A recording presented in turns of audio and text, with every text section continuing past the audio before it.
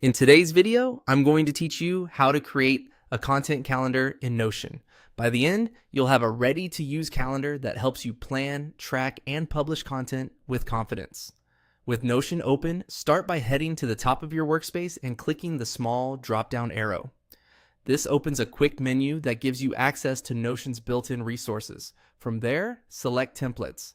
The template gallery is the fastest way to get a polished content calendar without building one from scratch. Inside the gallery, use the search bar and type Content Calendar. You'll see a variety of options, often including editorial or social media calendars.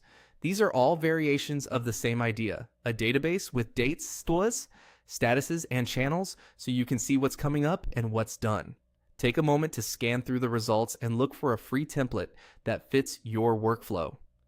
Open the preview to check what properties it includes, such as publish date, status, assignee, and platform. If you plan across multiple channels, like blog, newsletter, and short-form video, make sure the template has tags or fields you can adapt. Once you've picked your favorite, click Add. Notion will copy the template into your workspace so you can make it your own.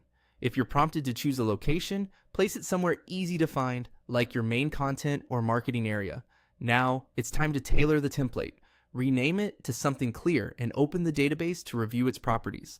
Adjust the status options to match your real process.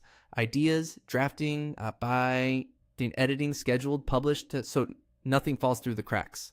Confirm you have a date field for scheduling. If you prefer a separate due date and publish date, create or rename properties accordingly. Add a channel or platform field so you can quickly filter by where each piece will go. If you collaborate, include an owner or reviewer field and set sensible defaults. Next, refine the views. Keep a monthly calendar view for scheduling at a glance and a board or list view for production stages.